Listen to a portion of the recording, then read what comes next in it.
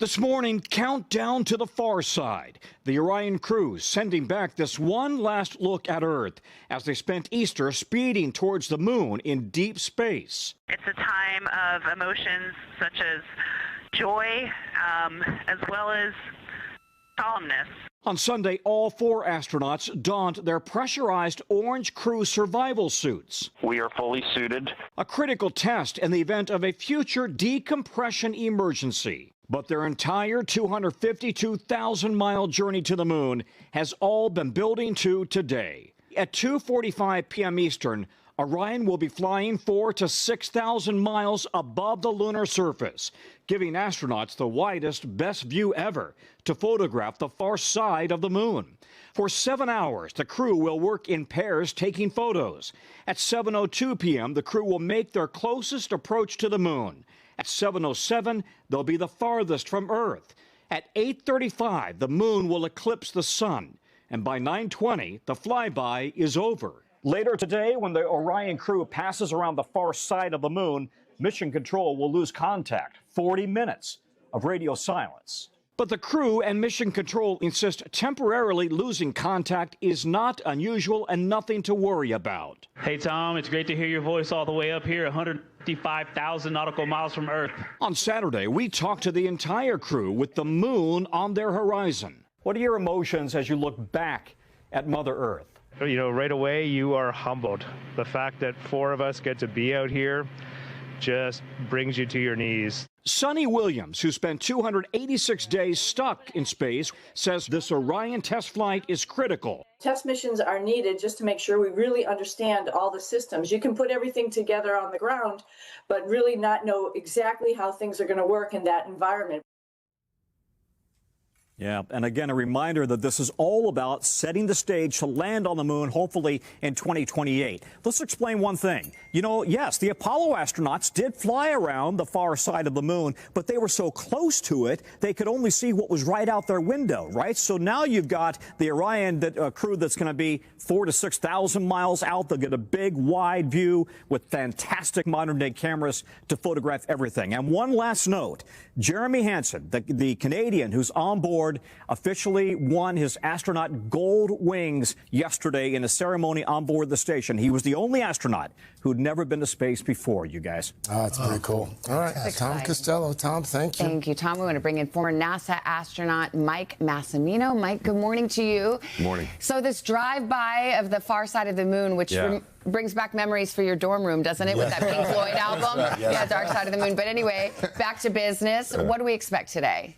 I think it's going to be spectacular, Savannah. I really do, because this is the first time that people have seen some of these areas of the moon. And they, as Tom said, they have these high-definition cameras. They've been training for a lot of things, but a lot of their training has been for this. So they'll be looking for craters, for difference in the surfaces, different colors, checking out the moon in a detailed way as much as they can.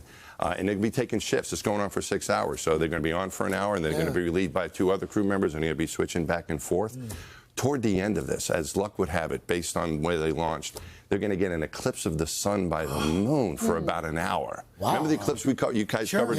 We were on about 2 years ago? Yeah. So the moon is going to be blocking the sun, and they'll be able to see that ring of fire around the sun, so they can study the sun and the moon at the same time from that vantage point. And I think the way they're going to describe it, as you've interviewed these guys, right, they're very eloquent in the way they describe things. So I'm really looking forward to the way they describe the experience and the pictures that they'll provide for us that we've never seen before. It's really amazing to think that you're going to have the 4 human beings that are going to see something that no human being has ever seen before. Besides that amazing view, what else are they going to be doing in terms of the mission over the next few days?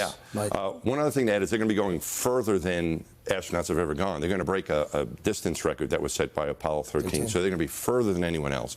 The other things that they've done and that they're going to continue to do is checking out the spaceship, making sure Orion works the way it should, all the systems, coming back with lots of comments on the toilet, the food, the sleeping, the exercise. I think it is, the last I heard. But they're going to come back with comments about that. Also, the study of the human body that far out in deep space. And we haven't had people there in so long. So a lot of data on that. And then all the data on the moon, they'll be compiling and sending all that stuff down to the ground and then preparing for landing. So we got to get them back, right? So they're probably going to have some rest inserted in there as well. You want to be rested for that activity. So they'll get some rest, they'll take some more pictures, some more data, and then get ready to come back on Friday. Mike, what does this mean for the future of space travel for us? As far what are the next steps that is going to move this along? Well, the next thing to look forward to is a checkout of the lander, which we don't necessarily really have yet, right? There's a couple concepts that are being built. I think we're going to have at least 2 options, and they're going to be checked out on the next mission.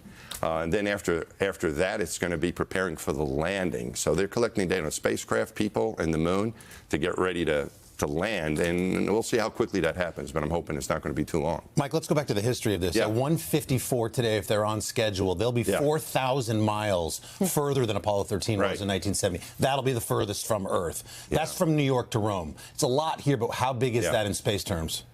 That's huge. Just to give you an idea, where we've been for the last 50 years has been mainly around the Earth, right? Space station, about 250 miles. Even where I was at Hubble, a little bit higher, 350 miles. They're going to be around 250,000 miles away. Wow. So we've been, for the last 50 years, we've been in orbit, but less than 1/10% the distance that these folks are going to be. Jeez. Just to give you an idea. Okay. So this is a huge undertaking, and with all the modern technology we have now, it's going to really contribute to what's going to be happening next. So. The fact that they can send back images and do interviews, the Wi-Fi must be incredible. Right. Well, I sent Victor some email, but I haven't heard back from him yet. But he did send a group email with some photos, and they're able to. It's great. That's amazing. The toilet may not work, but the 5G is working. That's great. Now, I was talking to these guys, Mike. I was saying that I had never seen anything that bright when that took off. Was that my imagination? Or? No, man. It shocked me too. It shocked all of us because I was there with a bunch of former astronauts, and we just had a great time and talked about it afterwards. I have never seen anything that bright. It was brighter than the sun. I had to put my sunglasses on just to view the flame coming out of it. And when it turned a little bit, we were talking about this. It went up, it was really bright, and then it turned, and the engines were coming right at us. And you could. It was just super bright. Amazing. It was really quite an experience. Really cool. That's cool. I'm glad to be there with you too, Al. That was fun. That's neat. Thanks, Mike. Don't leave him hanging. No, sorry. Thank you.